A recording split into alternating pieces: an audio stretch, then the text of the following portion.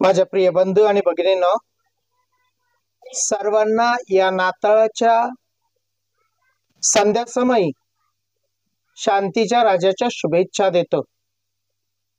आज सर्व जगभर ख्रिस्त आमचा शांतीचा राजा याचा जन्म उत्सव मोठ्या आनंदाने आणि तितक्याच आध्यात्मिक रीतीने साजरा करण्याचा हा उत्सव महोत्सव आम्हा प्रत्येकाला प्रेरणा देतो।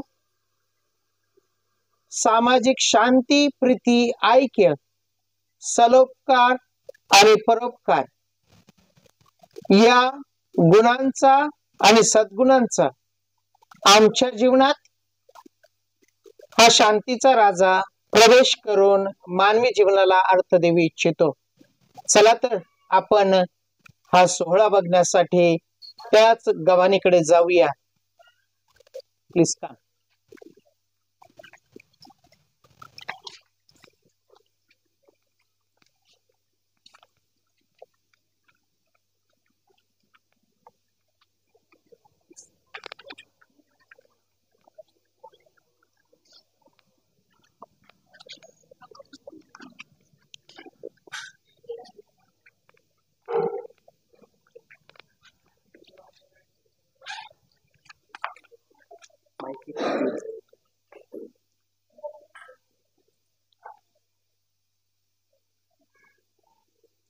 सर्व ख्रिस्ती बांधव मोठ्या आनंदाने आणि उत्साहाने धार्मिक विधीमध्ये सहभागी होण्यासाठी एकत्र जमतात आणि त्या शांतीच्या राजाचं जो आम्हासाठी आपलं अनंत काळाचं वैभव सोडून या भूतलावरती माझ्यासारखा तुमच्यासारखा सामान्य माणूस झाला,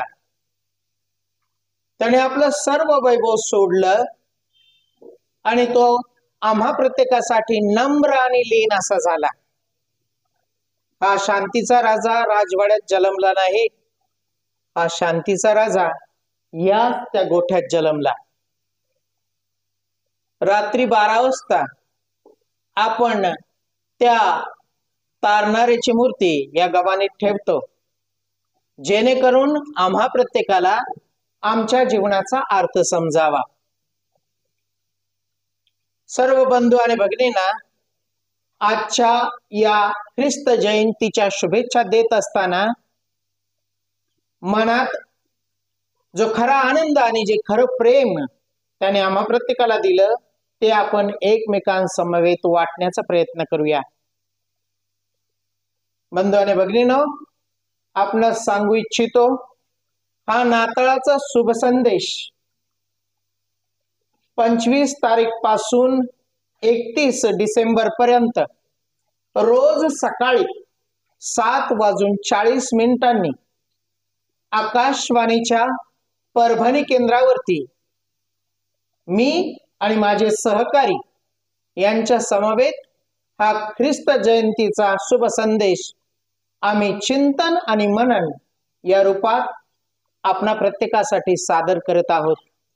पुन्हा एकदा आपल्या सर्वांचं मी या कार्यक्रमासाठी स्वागत करत असताना त्याच बाळ येशूच्या शांतीचं वरदान तुम्हाला मिळावं म्हणून तुमच्या कुटुंबात, समाजात आणि आपल्या देशात शांती, आनंद आणि प्रीती या सद्गुणांची जोपासना व्हावी म्हणून आजच्या या प्रार्थनेमध्ये सर्वांसाठी प्रार्थना करतो।